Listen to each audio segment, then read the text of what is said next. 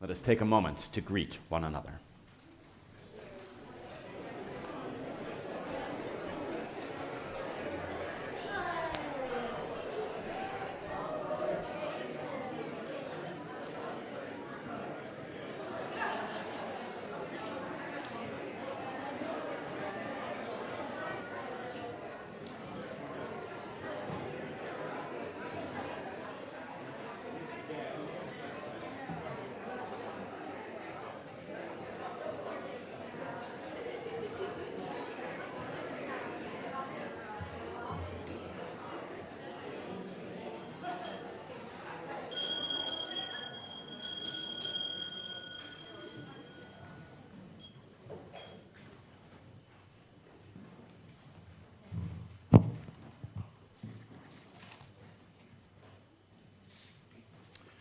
Good morning.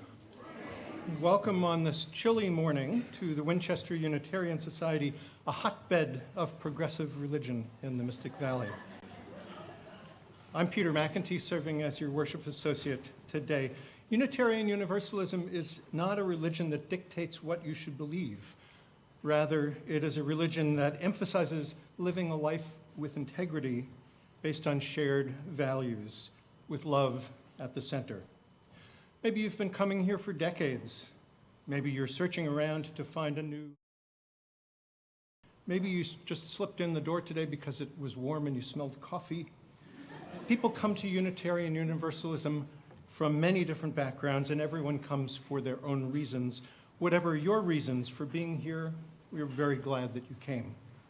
If today is your first time here, or one of your first times, I want to call your attention to the little plastic box attached to the back of the pew in front of you. In that box, you'll find a stack of cards that say, "Welcome to Winchester Unitarian Society" at the top. This is your chance to let us know who you are and what we can do for you. If you'll fill that out and drop it in the collection plate later on, we can let you know more about us and we can stay in touch. Now, I got to tell you, I've been coming here 15, 16 years. I've never filled one of these out. And if someone had asked me to back when I was new, I would have thought, yeah, right. No way, they're just going to hit me up for money. That is not what this is about. On one side, you can give us as much or as little of your contact information as you want to share with us. On the back, you can tell us what you're interested in. I'd like to know more about Unitarian Universalism. I'd like to know about the youth groups. I'm interested in singing in the choir. That's what got me in the door, and so on. So if you're the cautious type like me, you could even say, just so you know who I am, don't call me yet, I'll call you. You could say that. So please drop this in the collection plate when the offertory happens. As they say on the MasterCard commercials, it would be priceless. And of course, after the service, everyone is welcome to enjoy food, coffee, and friendly conversation in the Sims room right back there. Now I want to invite James Pittox up to make a brief announcement.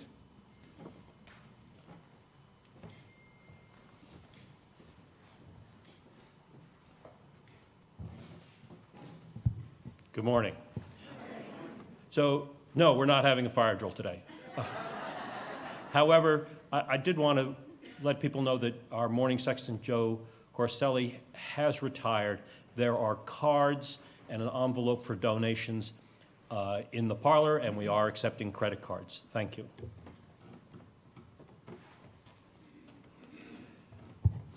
And now I invite Seth to make an announcement. Hey, everyone.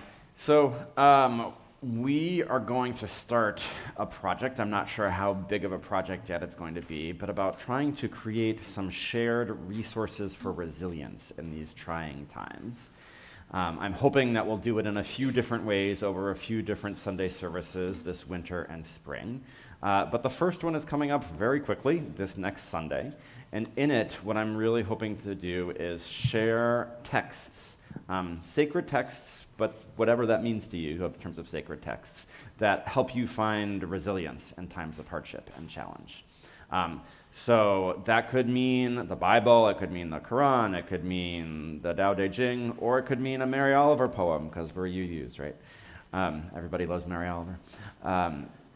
But whatever it is, I'm actually hoping to include quite a number of these texts that are help you find resilience during hard times in next week's service. So please keep your eye out for an email to the congregation that is going to come out either today or tomorrow with a link for you to click on where you can submit your text that helps you find resilience in hard times. So please, when you see that email, take a minute to find that sacred, or take a minute this afternoon when you get home, whatever it is, find a minute to find your sacred text, or find a copy of it, or find a place where I can find a copy of it, and send it in and submit it so that we can feature those things, those texts, those words of the people who have come before us that help us during hard times next week during the service. Thank you. And now, let us prepare our hearts and minds for the spirit of worship. I forgot that I was next. All right, here we go. With thankful hearts, we have come together this morning to celebrate the bounty of the day, to bask in the warmth of this community, to share with friends the tides of our lives, to entertain perennially our hopes for a better future. We join together this morning, as always, to resist injustice and inequality wherever they may be found. Our hearts are touched by the human need we feel around us, whether far away or within reach of our hand. We come here to be together because this is how we believe our lives are best lived, in questioning and in conversation, in compassion and in service, in gratitude and in joy, in companionship and in love. It is good to be together with you this morning. May Allison Mohler's words lead us now into this sacred time and space. Come, let us worship together.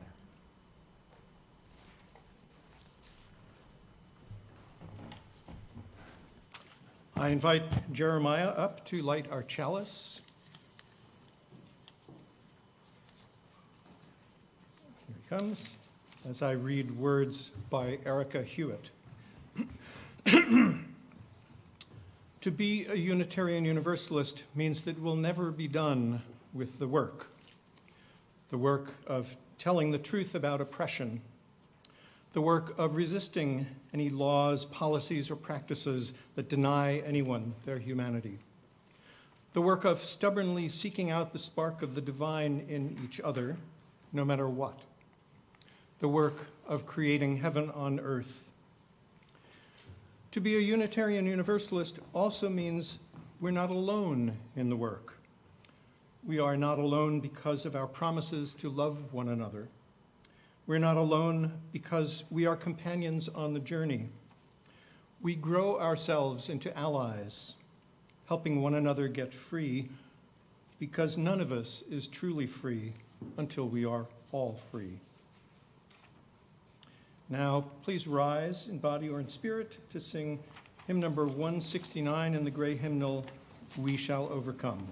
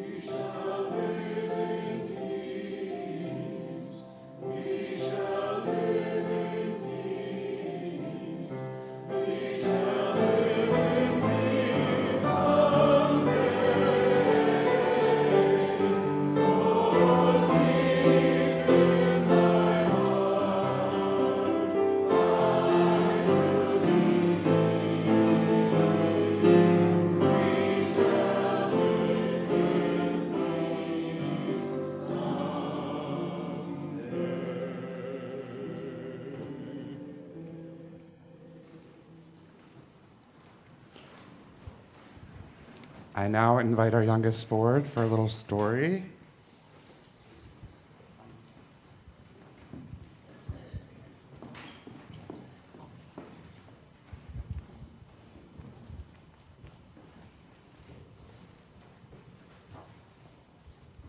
So the story is going to be up on the screen if you guys want to look up there, or Diana has the book right here as well. So does everyone know what holiday we're celebrating tomorrow? Yeah. Martin Luther King Jr. Day, exactly. Do you know who he was? Yeah, protester. Exactly. He fought for civil rights, for civil and human rights, right? So especially for black people, he used to be treated very differently and very badly just because of the color of their skin. So this book is about some kids who wanted to face this injustice and were inspired by Dr. King and his words way back in 1960. We must meet hate with love. These were Dr. Martin Luther King Jr.'s words that got them started. 4 hungry friends, eager to eat, each took a seat at the Woolworth lunch counter in Greensboro, North Carolina. David, Joseph, Frankel, and Ezel sat quiet and still, with hearts full of hope. With Dr. King's words strong and close, they were college students with a plan. It was February 1st, 1960. They didn't need menus. Their order was simple: a donut and coffee with cream on the side. Woolworth's was busy, so the friends waited patiently, silently, without a fuss. They were the only black kids at the counter. David, Joseph, Franklin, and Ezel sat while everyone else got served. At first, they were treated like the hole in the donuts, invisible. Others tried to ignore them. The waitress watched and refused them. This was a sign of the time: whites only. This was the law's recipe for segregation. Its instructions were easy to follow. Do not combine white people with black people. Segregation was a bitter mix. Now it was the friends' turn to ignore and refuse. They ignored the law and refused to leave until they were served. Those kids had a recipe too. A new brew called integration. It was just as simple: combine black with white to make sweet justice. For them, integration was better than any chef's special. Integration was finer than homemade cake. Integration was a recipe that would take time. So David, Joseph, Franklin, and Ezel sat quiet and still, with hearts full of hope, with Dr. King's words strong and close. Be loving enough to absorb evil. They sat straight and proud and waited and wanted a donut and coffee with cream on the side. After sitting and waiting and wanting, a police officer came, but the 4 friends wouldn't leave. The police officer didn't know what to do. The students were doing nothing wrong, no crime in sitting, no harm in being quiet, no danger in looking hungry. So the officer left the lunch counter without doing anything. The Woolworths man turned off the lights. He announced Woolworths is closed. So the customers left, including the 4 friends who went home to dinner, where there they were served first. News had already spread about the sit-in. David, Joseph, Franklin, and Ezel got their names in the paper. The next day, February 2nd, 1960, more students showed up at the lunch counter, sitting still for what was right. No reservations needed at Woolworths. The students seated themselves. They were dressed in their best clothes. They were polite and determined. No guesswork for the waitress. The young people knew the menu by heart. They ordered. No food came, so they sat in silence and waited and wanted a donut with coffee, a donut and coffee with cream on the side. The waitress reminded them, whites only, but those kids wouldn't budge. They didn't move. Until they were served, they refused. All they wanted was some food, a donut and coffee with cream on the side. To pass the time, the students read their school books. They wrote in their journals, they finished their homework. They didn't need to read the menu, so they studied for tomorrow's test. What had started in Greensboro spread faster than a grease fire. There were lunch counter protests in Hampton, Virginia, Nashville, Tennessee, Montgomery, Alabama, Atlanta, Georgia, and many other southern towns. If lunch counters could go from whites only to all welcome, if segregation could turn to integration, if black people and white people could break bread together, everyone would pass the test. Everyone would score high, A+ with that coffee and cream on the side. But many folks were not motivated to make that grade. As the sit-ins grew, angry people gave the students a big dose of hatred, served up hot and heaping. Coffee poured down their backs, milkshakes flung in their faces, pepper thrown in their eyes, ketchup not in the fries, but dumped on their heads. They yelled at the students, "We don't serve your kind. Go home. Goodbye." The students wanted to lash out, but couldn't. They wanted to strike back, but didn't. Sitting still was so hard. Practicing peace while others showed hatred was tougher than any school test. Now there were news cameras filming the sit-in, and viewers at home watching it all on TV. The students were more determined than ever to show the world the true meaning of peace.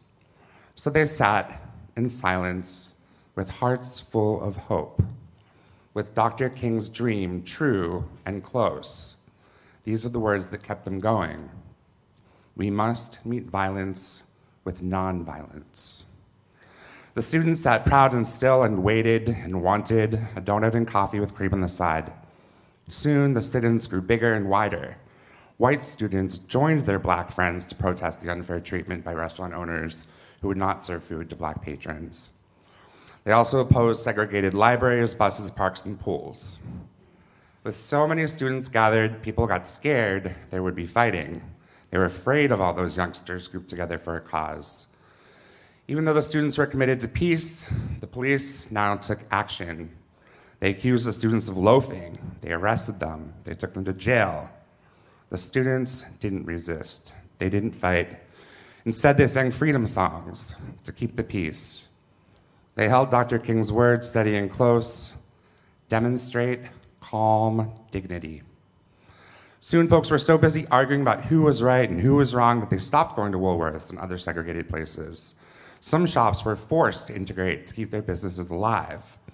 But the struggle was far from over. In April, an activist named Ella Baker organized a student leadership conference at Shaw University to help the young demonstrators.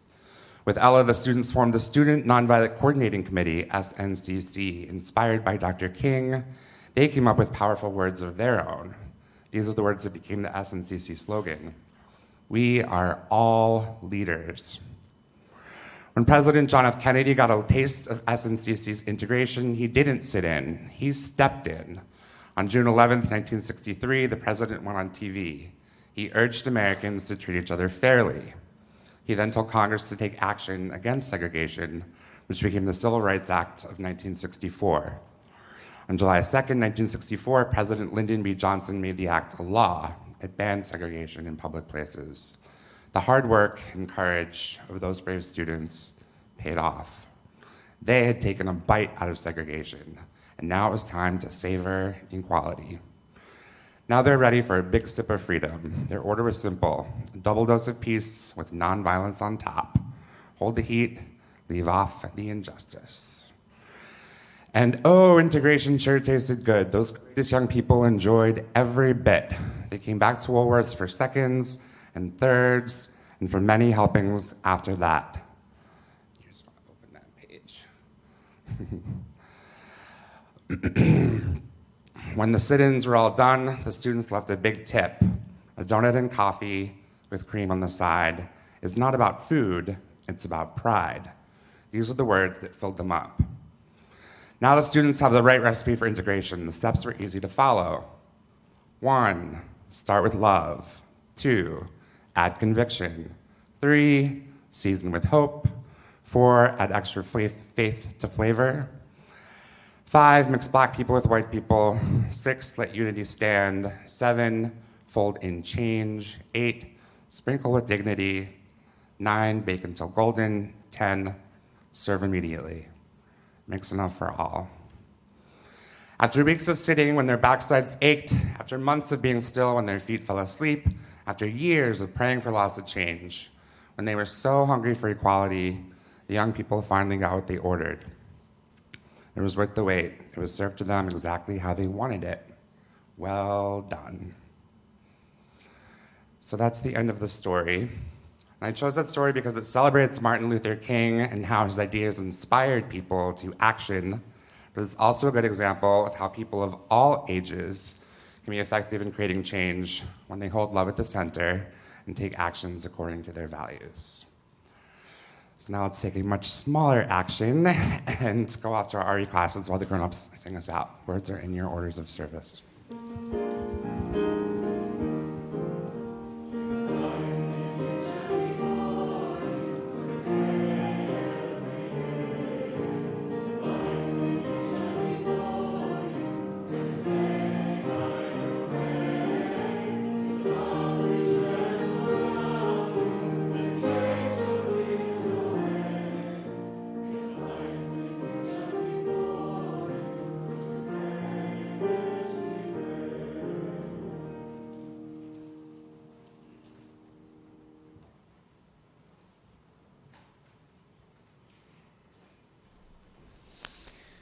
I invite you now to get settled into your space. Maybe you close your eyes. Maybe you ground yourself by planting both feet on the floor. Maybe you take a deep breath in and let it out. Let us now reflect together on these words by Liz Weber titled, "For All That Is Our Life."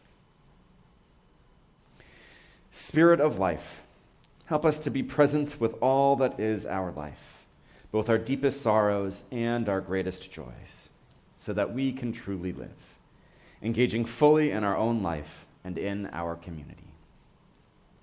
Spirit of community, help us know how linked we are, how each one of our cares touches us all.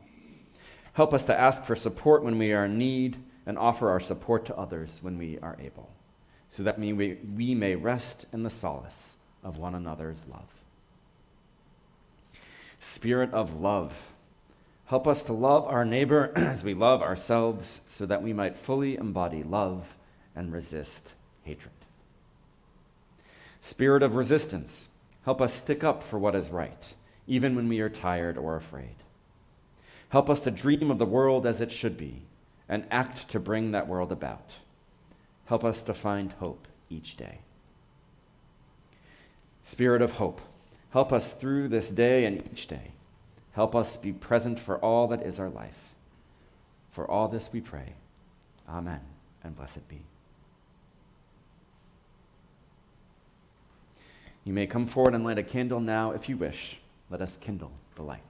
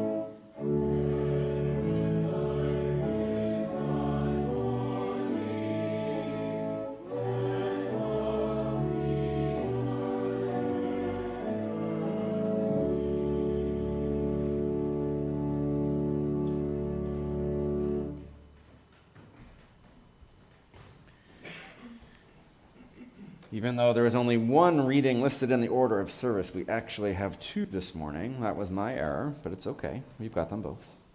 The first, which I will share with you, is titled Walking the Wire by Karen Anderson. She wrote, "At a conference recently, our small group was asked to define a word, then give it a motion. Our word, courage. Our definition, the ability to take risks. Our motion, a tightrope walker about to step out onto the rope." The tightrope image, it often passed through my mind at the most peculiar place, the graveyard. The other day, I walked through Old First Parish burying grounds across from the beach. I read epitaphs. The sky was uncharacteristically blue, the wind mellow. I stood on the hill overlooking the beach, the ground firm, sturdy below my feet. I went to the cemetery in search of risk takers, livers of lives, wholeness finders. The remains of the folks beneath my feet had lives as I, for they had breathed and ate and slept. But I wanted to know, had they risked? Their epitaphs didn't help. One marker spoke of the fellows' virtues, but most especially the women's read plainly. Martha Smith, wife of Jonathan Smith, born 1789, died 1854. I thought it too bad we don't put more detail on our gravestones. I wanted to know how the fellow was virtuous. Had he ever risked anything? Had he risked disappointing another to be true to himself? Had he bared the accusation of a betrayal to not betray his own soul? Had he ever risked failure and was still able to yell a resounding yes to the universe? Now, I'm not suggesting nor embracing shaking up lives with mindless or needless risk-taking. Writer Norman Cousins said, "In short, freedom's main problem is the problem of the individual who takes himself lightly historically." He's right. Most of us, if not everyone I know, will not make it into the history books. Our lives will not be emulated or reviewed or critiqued by a fifth-grade history class. But I don't think we give ourselves enough credit. History is just the retelling of a particular event in time. When we die, we remain alive in the hearts and memories of one another's very beings. We are reflected in one another because we can be the spirit that animates life when we risk loving, caring, and especially failing. I'm not especially brave or courageous.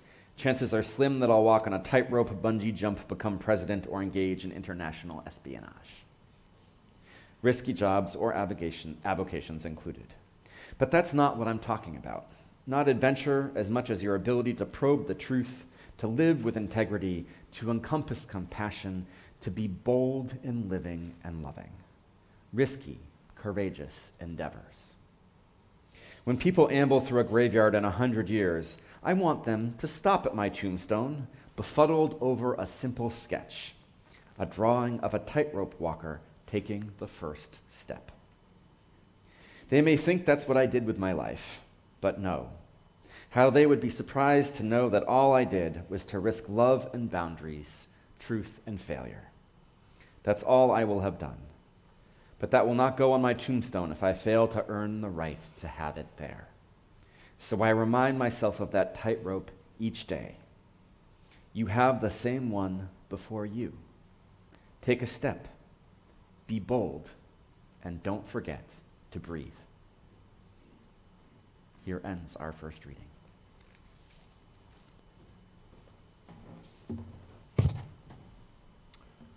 Our second reading is by Linda Susan Ulrich, Give Voice to Mourning. Give voice to sorrow and fear, the racking sobs at family betraying family, the shock at the chasm separating neighbors. What will you do in the days ahead, one asked. Hide in the attic, another replied, her eyes as wide and dark as Anne Frank's. Already the assaults on bodies have launched. Already hatred has emboldened. Already graffiti has defaced stone walls. Already harassment of the other has begun. When someone announces they're coming for you, your worry doesn't spring from paranoia, it's based on the evidence of history. Give voice to denial and bargaining, the claustrophobic panic, desperate for a way out, clinging to a path that might alter the outcome. Where we live will be okay, one says. Who do you mean by we? Another asks. You suppress the disorienting sense that you've fallen into the opening of a dystopian novel, calming yourself that everything must turn out okay because the narrator is alive to recount the tale, ignoring the blankness of the next page. Give voice to anger and rage, that truth and kindness mattered so little, that vitriol poisoned the community well. They will try to use your goodness against you, one said, and rely on your reasonableness to accept the unacceptable, another added. Retain your goodness and your reason, but always keep sight of the larger picture and the deeper values calling to you. Let your passion for justice burn, but not consume. Give voice to acceptance and hope. This is where we are. This is our new reality. For some, said one, the world we awoke to on November 9th was not much different than the one we'd been living in. Except, said another, that more people were woke to it. Already, organizing is taking place. Already, creativity and solidarity are sending out tendrils. Already, resistance and resilience are storing themselves up. Already, signs of love are picking up speed. When someone announces they're coming for you, you find your people, you find your fearlessness, and you don't let go.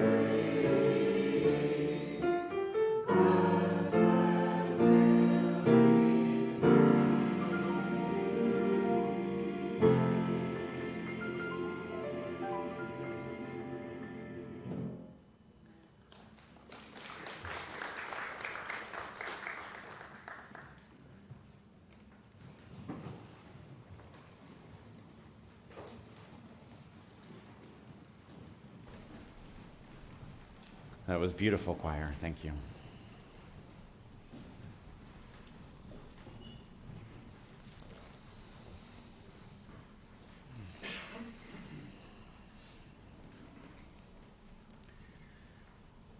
It is a scary time to be alive in our country. We are invading other countries and deposing their leaders without congressional approval in the name of getting more oil. The Department of Justice is targeting and pressing charges against political opponents of the current administration, against people the president is mad at.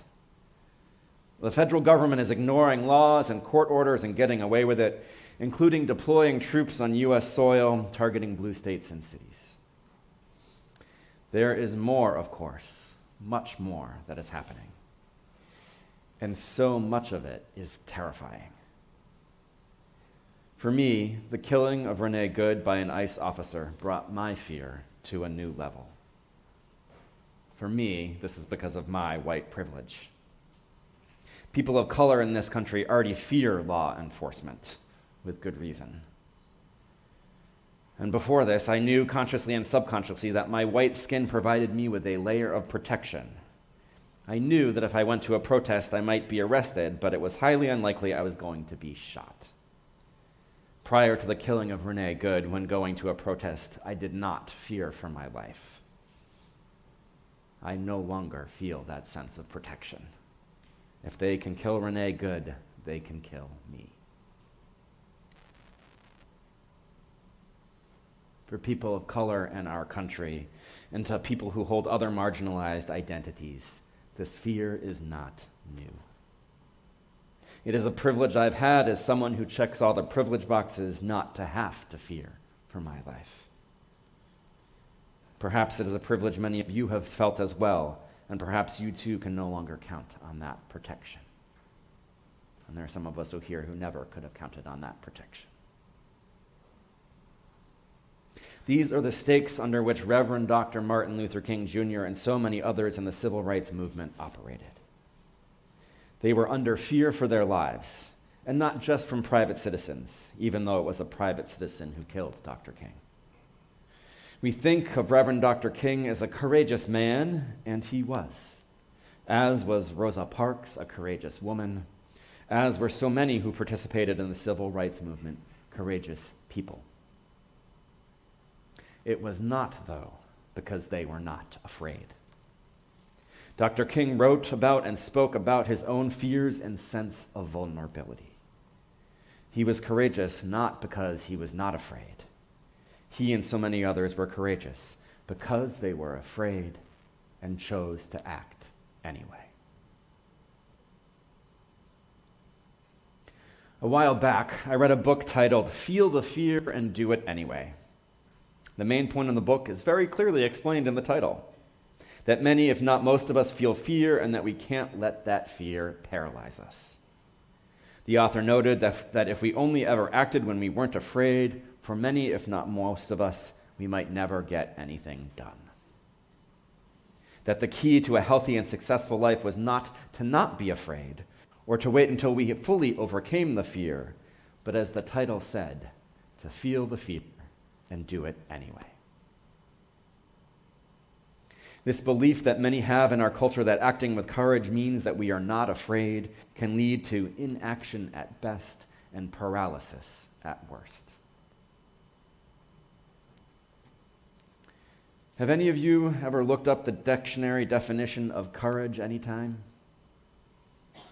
Per Merriam-Webster, courage is defined as the mental or moral strength to venture, persevere, and withstand danger, fear, or difficulty. Not to not be afraid, but to have the mental or moral strength to withstand danger, fear, or difficulty. On Martin Luther King Jr. weekend, we UUs often like to lift up the stories of James Reeb and Viola Liuzzo, two white Unitarian Universalists who heeded the call to go down south and participate in the civil rights movement, both of whom were killed fighting for justice.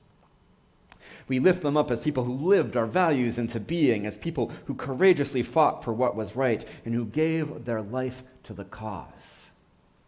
And all that is true and worthy of lifting up.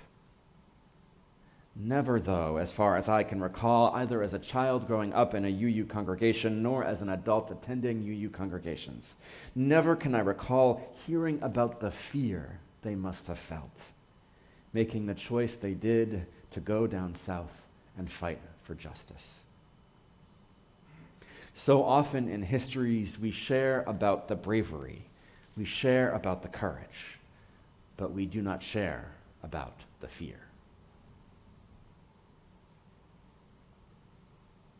We don't share about the fear because too often we think of fear as a shameful emotion or a weak emotion.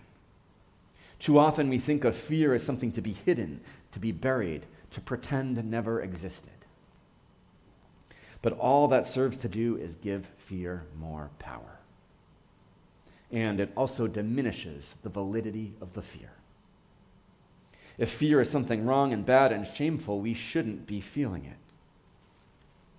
I am here to say to you this morning, it is normal and appropriate to feel fear at this moment in our history.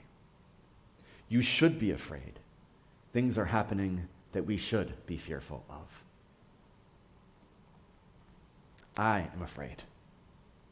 I struggled with fear when writing this sermon. I've known for a week what I wanted to talk about with you all this morning, and I struggled to put pen to paper, or fingers to keyboard, as it were. And this wasn't just an acknowledge the fear and get started moment for me. It wasn't a just, oh, okay, gotta do this. I had to do real work with my fear over several days before I could sit down and begin to write. So if you are feeling fear today or have felt it recently, or if it is lying there underneath your day-to-day living, know that you are not alone. I am scared too. And I know there are many others here this morning and many others in our city, our state, and our country who feel afraid too. You are not alone in your fear. We are not alone. We are not alone in feeling fearful, and our beliefs, our values, our morals, they call us to act. They call us to feel the fear and do it anyway. Friends, I love you all. I think you are a fantastic congregation. I admire your care and compassion for one another, your engagement in social issues and your care for those in need, your willingness to volunteer and support one another, and so much more. Please know that I see you. I see your strengths. I see your one or two minor flaws. I see your hopes and your anxieties. And I love you, all of you. It has been such an honor to get to serve as your minister this past year and a half. And there is an old saying that the role of religion is to comfort the afflicted and afflict the comfortable. I do not think you are comfortable in this moment in time, but I do want to offer you a gentle nudge. I have seen and heard in some of my conversations with you passion and commitment to justice. I applaud your approval at last year's congregational meeting of the statement speaking out against the anti-democratic actions of the current administration. I have seen you engage with social justice issues. I have seen you help people in need. I have seen you take stands for what is right. And I have also seen and heard what I would consider instances of fear winning out. So I offer this nudge not because I think you are never bold and courageous. I have seen you be both.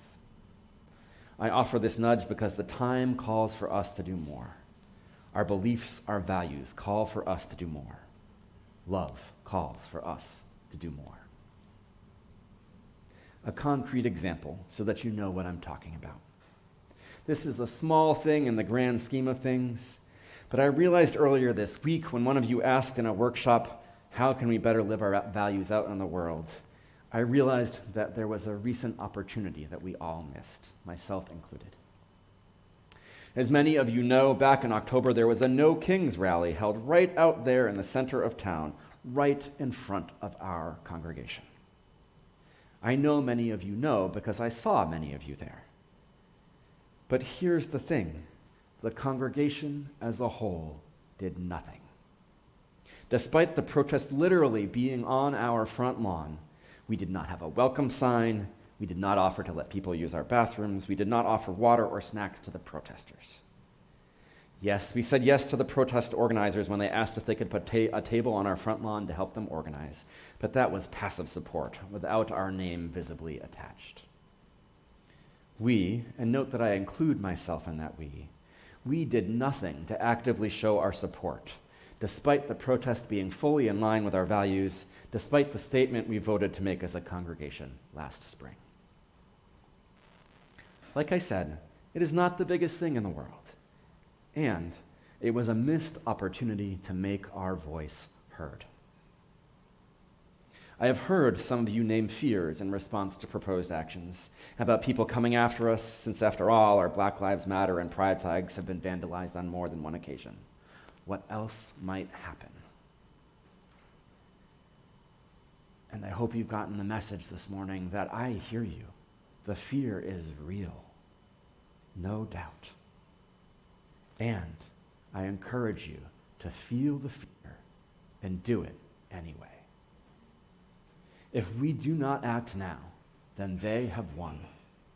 If we are intimidated by the threats of the federal government into silence and inaction, then they have won. And we cannot let them win. We cannot let fear keep us from living our values in the world. We cannot let fear keep us from standing up for justice. To be clear, what feels appropriate to do will be different for each of us. Only you know what the right level of risk is for yourself. But this is the time where we must be courageous and act, even though we are afraid. Of course, action can take many forms.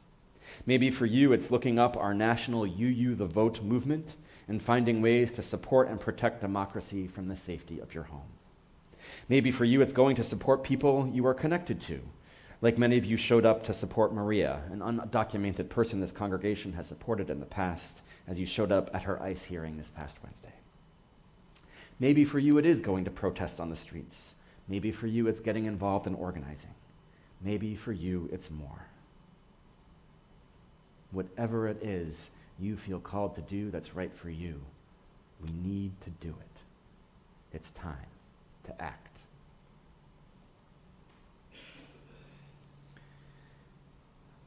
And I know that things get in the way. For me, and I think for many of us, one of the things that gets in the way is that things start to feel too big and too overwhelming, and we don't know where to start or what to do. If you feel this feeling, I encourage you to take the words of Clarissa Estes to heart. She wrote, "Ours is not the task of fixing the entire world all at once, but of stretching out to mend the part of the world that is within our reach. Any small, calm thing that one soul can do to help another soul, to assist some portion of this poor, suffering world, will help immensely. It is not given to us to know which acts or by whom will cause the critical mass to tip toward an enduring good. What is needed for dramatic change is an accumulation of acts, adding to, adding more, continuing. We know that it does not take everyone on earth to bring justice and peace," she says, "but only a small, determined group who will not give up during the first, second, or 100th gale."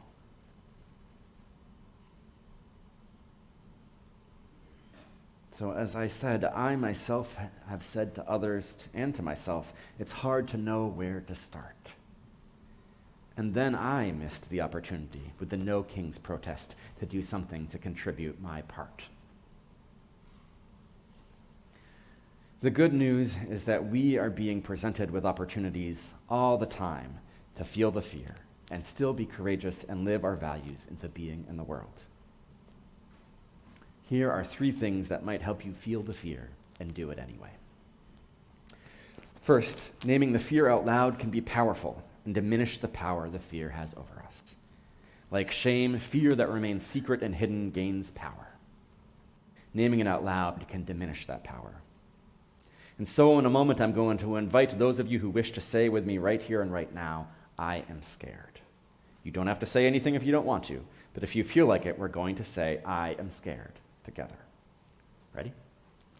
I am scared.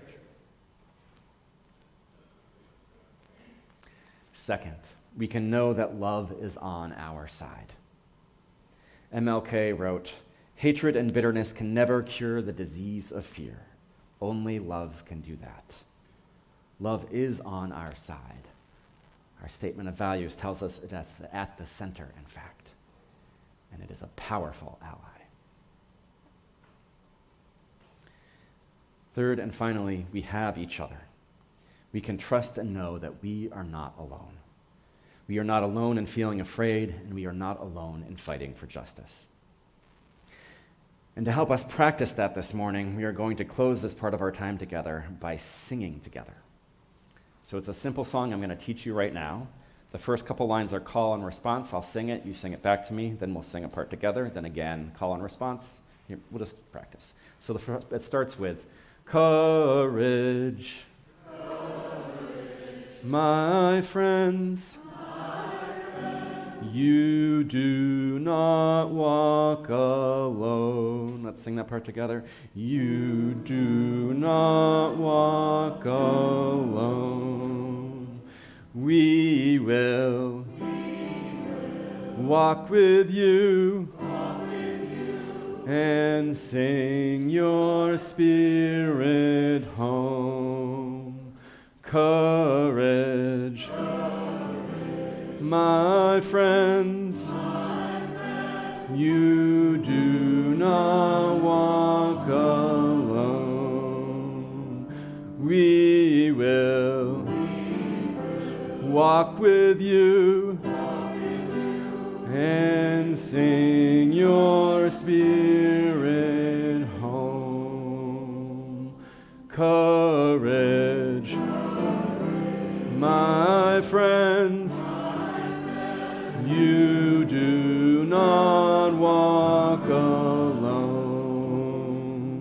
We will walk with you and sing your spirit home.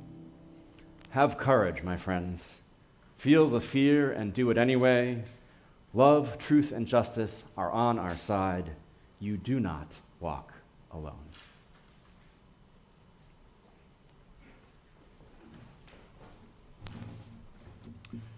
A quick music note that didn't make it into the order of service. The music for our offertory this morning is Bertolt Brecht's Solidarity Song, written around 1930 and set to music by his frequent collaborator Hans Eisler. It should be noted that Brecht wrote this before he was forced to flee Nazi Germany in 1933. Now, I should have warned you earlier that one thing that happens when people come to Winchester Unitarian Society is they start feeling more generous. You can probably sense that happening right now, can't you? We as a congregation began to feel so generous that at one point, a long time ago, we realized it wasn't enough to just be generous to ourselves, so we decided as a group to take 1/2 of all the money we collected on Sundays that wasn't earmarked for some specific purpose and donate it to other organizations whose work aligns with our values.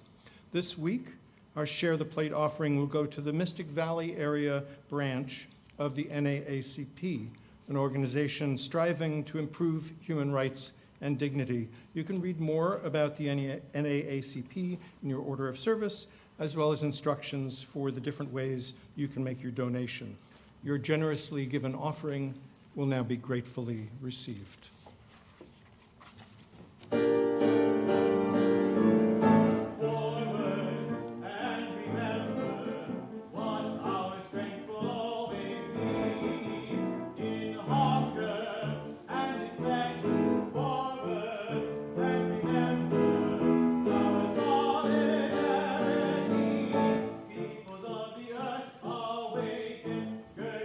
With this in mind, your masters rule will soon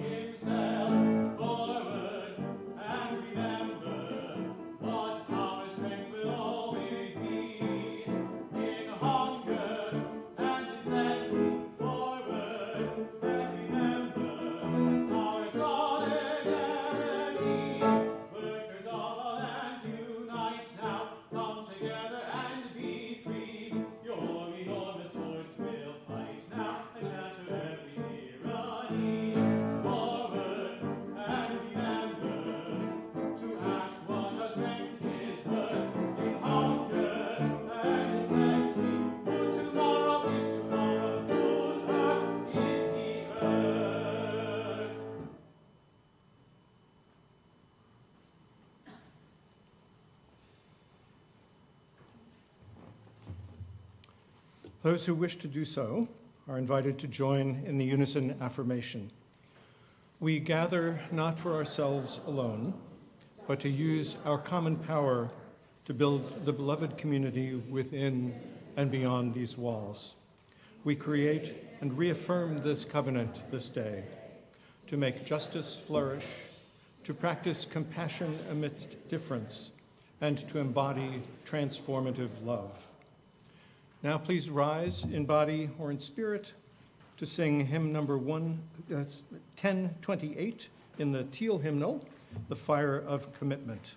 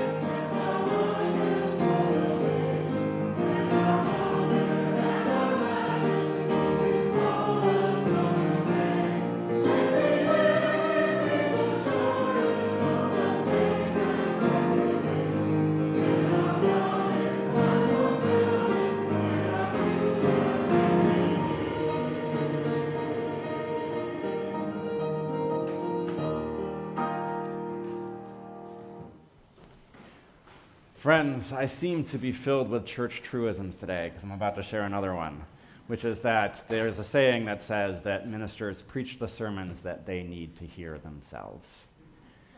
I think we all might need a nudge in this time, in this day and age, to feel the fear and do it anyway, and to know that we have the courage to do what it takes. Courage, courage, my friends. You do not walk alone.